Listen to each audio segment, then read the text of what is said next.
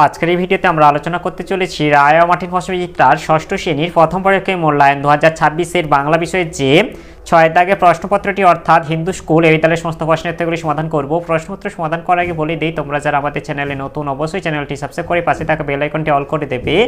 প্রথমে একে দাগে আছে সঠিক উত্তরটি বেছে নিয়ে লেখো। একের এক আছে দেখছে, এটা হবে রাখাল হবে মেঘগুলো যায় আকাশটাকে ছুঁয়ে। এরপরে একের দুই বিভীষণ দাস, এটা হবে কড়া মাস্টার মশাই। এরপরে একে দাগে তিন মরুতটে দাঁড়িয়ে রয়েছে, এটা হবে পাম গাছ।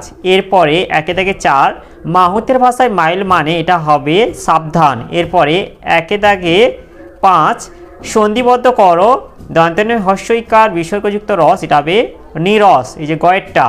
এরপরে একে দাগে ছয় যেটা আছে সন্ধি বিসর্গ লুপ্ত হয়ে আগের স্বরধ্বনিকে দীর্ঘ করেছে এমন একটি উদাহরণ হলো, এটা হবে চক্ষু রোগ।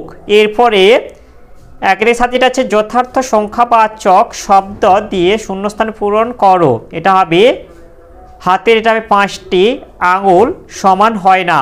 এরপরে একের আর যেটা আছে পূরণবাচক শব্দ দিয়ে শূন্যস্থান পূরণ করো, ছেলেটি ষষ্ঠ শ্রেণীতে, এটা হবে প্রথম স্থান পেয়েছে। এরপরে দুয়ে দাগে আছে নিচের প্রশ্নগুলির অতি সংক্ষেপে উত্তর দাও। দুয়ে দাগের একেটা আছে পশু পাখির ভাষা প্রবন্ধে কোন ধরনের প্রাণী খাওয়ার সময় কারোর সঙ্গে ভাব করে না? এর উত্তরটি হলো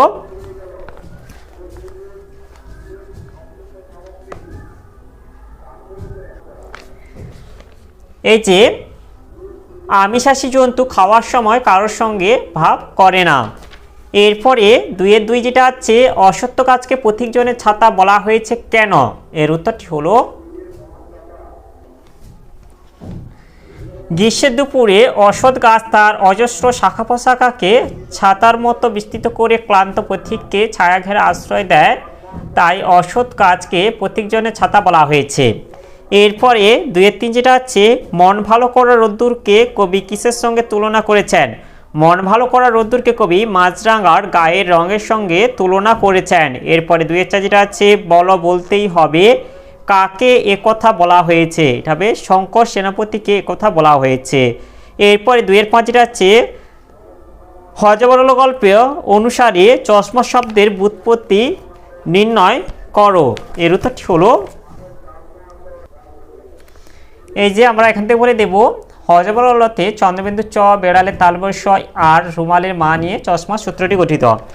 এরপরে দুইয়ের ছয় যেটা আছে কই জবাব দিচ্ছ না যে কে কাকে কথা বলেছে, এটা হবে কাকের স্বর কথকের উদ্দেশ্যে কথাটি বলেছে। এরপরে দুইয়ের সাথে যেটা আছে কই হিসেবটা হলো কে কাকে বলেছে, এটা হবে বুড়ো কাকের স্বরকে বলেছে। এরপরে দুইয়ের আর যেটা আছে এ তো হামেশাই হচ্ছে, হামেশাই কি হচ্ছে? এর তো হলো একটা ডিম থেকে দিব্যি একটা প্যাকপ্যাকে হাঁস হামেশাই হচ্ছে। এরপরে দুইয়ের নয় যেটা আছে সাধিত শব্দ কাকে বলে? এর উত্তরটি হলো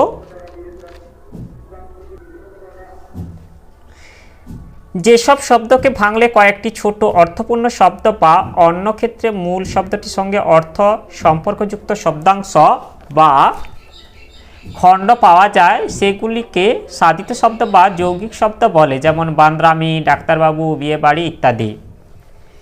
এরপরে দুইয়ের দশ এটা আছে পূরণবাচক শব্দ কাকে বলে? এর উত্তরটি হলো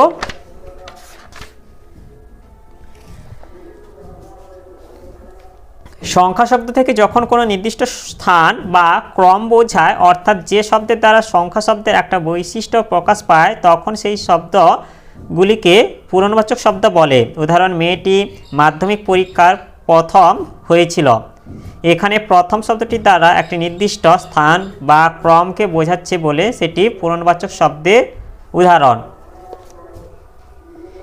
এরপরে দুইয়ের এগারোটা হচ্ছে সোয়া পাঁচটা বলতে কি জাতীয় সংখ্যা শব্দ বোঝো? এটা হবে ভগ্নাংশিক সংখ্যা শব্দ হবে। এরপরে দুইয়ের বারোটা আছে বিসর্গ রূপান্তরিত হয়ে স হচ্ছে এমন একটি বিসর্গ সন্ধি উদাহরণ দেওয়া, যেমন হচ্ছে মনোযুক্ত কামনা, এটা হবে মনস্কামনা। এরপরে দুইয়ের 13 আছে হাত 12 মাস, এই দুটির মধ্যে কোনটি মৌলিক এবং কোনটি যৌগিক? এটা হবে মৌলিকটা হবে হাত আর 12 মাস হচ্ছে যৌগিক শব্দ। এরপরে 2-14 যেটা আছে 13 ও 17 সংখ্যাবাচক শব্দ লেখো। এটা কথায় 13 লিখতে হবে, আর এরপর যেটা 17 যেটা আছে এটাকে হচ্ছে কথায় 17 লিখতে হবে। এরপরে 3 দাগে আছে নিচের প্রশ্নগুলির উত্তর নিজের ভাষায় লেখো। 3 দাগে একে যেটা আছে আঁচল পেতে বিশ্বভুবন ঘুমোচ্ছে এইখানে, কবির এমন ভাবনার কারণ কি? এর উত্তরটি হলো, প্রশ্নোত্ত অংশটি কবি নীরেন্দ্রনাথ চক্রবর্তীর ভদ্রপুরে নামক কবিতা থেকে নেওয়া হয়েছে। কবি আলোচ্য কবিতায় গ্রাম বাংলার এক উদাস মধ্যাহ্নের ছবি এঁকেছেন, যেখানে নগর জীবনে কোলাহল নেই, আছে মনকে স্নিগ্ধ শান্ত করা মনোরম উদার গগন, ধুধু মাঠ, নদীর কূলে বাঁধা খড় বোঝাই নৌকা, অসত্যের ছায়া ঘেরা সবুজ কার্পেট, আর আছে রাখাল বালক। এখানে সময় যেন থমকে দাঁড়িয়ে আছে, গৃহস্থরা দুপুরবেলায় নিদ্রাচ্ছন্ন, নাগরিক জীবনের কর্মচাঞ্চল্য নেই এখানে, সমগ্র বিশ্ব যেন এখানে এসে বিশ্রামে বিভোর হয়ে আছে। তাই কবির মনে হয়েছে যে বিশ্বভ্রমণ গ্রাম বাংলার বুকে আঁচল পেতে ঘুমোচ্ছে। এরপরে 3-2 যেটা আছে এরা তো মানুষেরই জাত ভাই, কাদের মানুষের জাত ভাই বলা হয়েছে, তা সত্ত্বেও মানুষের সঙ্গে তাদের কি পার্থক্য লেখো। এর উত্তরটি হলো, প্রাবন্ধিক সুবিনয় রায়চৌধুরীর পশু পাখির ভাষা প্রবন্ধ থেকে নেওয়া এই উদ্ধৃত অংশটিতে মানুষের জাত ভাই বলতে শিম্পাঞ্জি ওরাংওটাংদের বোঝানো হয়েছে। এই প্রাণীদের লেখক মানুষের জাত ভাই বলে তুলে ধরেছেন কারণ তিনি প্রত্যক্ষ করেছেন ভালোবাসা, স্নেহ, সহানুভূতি ইত্যাদি মানবসুলভ অনুভূতিগুলির এদের মধ্যে কম বেশি বিদ্যমান, তাই অন্যের সঙ্গে সহজেই এরা ভাব জমাতে পারে। গরিলাদেরও লেখক একই শ্রেণী অন্তর্ভুক্ত করেছেন, এরা একই প্রজাতির, তবে শিম্পাঞ্জি ও ওরাংওটাংদের থেকে চালাকি বুদ্ধি গরিলার কম। তবে একথা অস্বীকার করার উপায় নেই যে এরা মানুষের সমকক্ষ নয়, কারণ মানুষ অতি বুদ্ধিমান, ভাব প্রকাশের জন্য তার উন্নত ভাষা আছে, মনের সূক্ষ্মাতিসূক্ষ্ম ভাবকেও সে ভাষার মাধ্যমে প্রকাশ করতে সক্ষম, কিন্তু এই গোত্রের প্রাণীরা মনের ভাব মৌখিক অভিব্যক্তি মারফতই প্রকাশ করতে পারে, ভাষা ব্যবহারে বৌদ্ধিক দক্ষতা এদের নেই। এরপরে 3-3 যেটা হচ্ছে স্বপ্ন সে দেখে দিনরাত দুলে দুলে, কে কি স্বপ্ন দেখে? এর উত্তরটি হলো,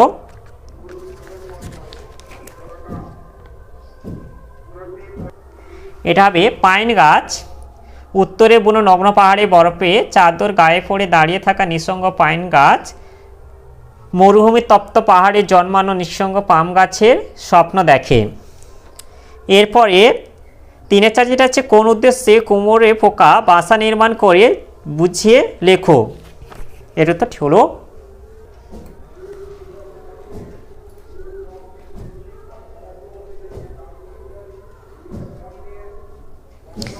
এর উত্তরটি আমরা এখান থেকে বলে দেব, ডিম পাড়ার সময় হলেই কোমরে পোকা বাসা বানানোর উপযুক্ত জায়গা সন্ধান করতে বের হয়। 2-4 দিন এভাবে দেখতে দেখতে মনের মতো স্থানটি পেলে তা ভালো করে পরীক্ষা করে পরে আরও ওড়াউড়ি করে স্থানটি বার করে দেখে নেন এবং ডিম পাড়ার জন্য বাসা নির্মাণ করে।